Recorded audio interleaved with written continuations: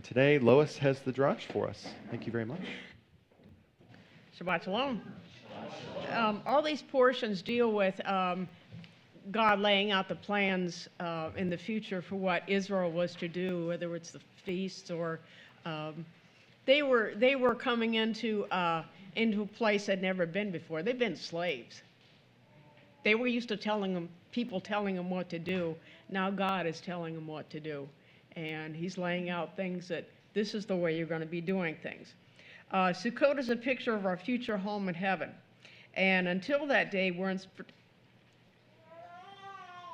instructed to occupy until He appears, as Revelation 2:25 says.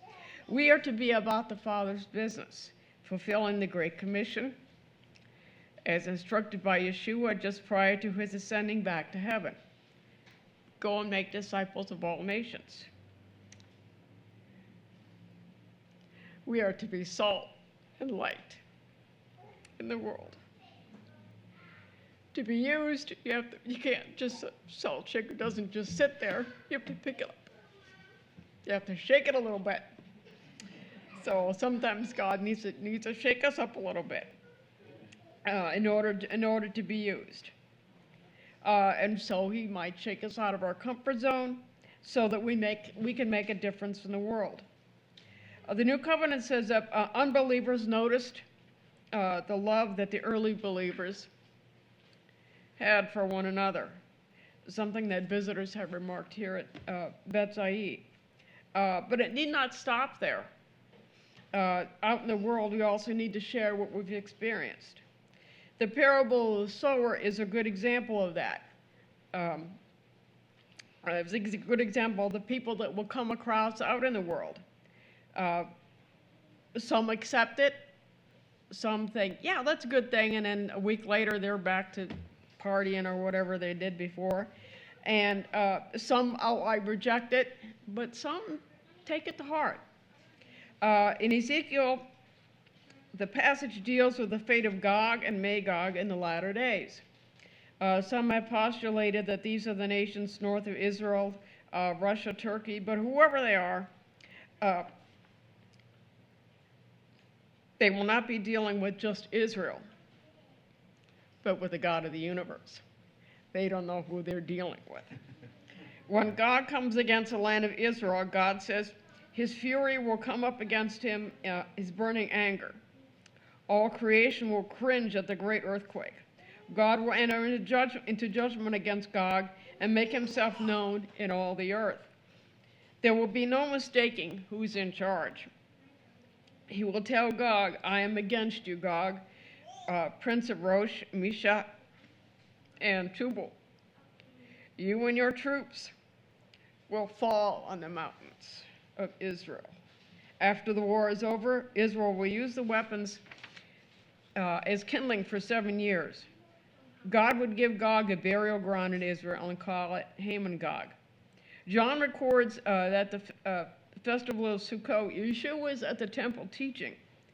The Pharisees and the chief priests in attendance, they couldn't grasp the concept of His words. Interestingly enough, the common people could. They weren't learned in the Torah, but they knew truth when they heard it. And on the last day of the festival, at the water pouring ceremony, He proclaimed that if one were to believe His words, living water would flow out of him, speaking of the Spirit. And some in the crowd opened their hearts and believed He was Messiah. Others thought He was a prophet. Just others weren't sure. But in just a few months, everybody would know the truth. The last words of Messiah to the disciples were to go and spread the good news. God Himself made a way of reconciliation to cover the sins of both Jews and Gentiles. Imagine if Peter and the rest had stayed in the upper room. What would have happened? The church would never have been born. If they hadn't come out, the Messianic age would never have gotten off the ground. Peter, in addressing the crowd, spoke to them, saying, Men of Judah, and all who live in Jerusalem, Let this be known to you, and hear my words." And he spoke to them in terms that they could understand and grasp. As we share our faith, we should do likewise. Not everyone knows Hebrew, although they could benefit from it, or grasp the concept of the Old Testament, that the Old Testament is still relevant today. Approach them from where they are, that God sent Jesus to save us, and go from there. We are to be salt and light. So give them some salt to make them thirsty. Are they interested in knowing the rest of the story? We are to make Messiah known to all who follow the great and to follow the Great Commission. Happy sharing. Shabbat Shalom.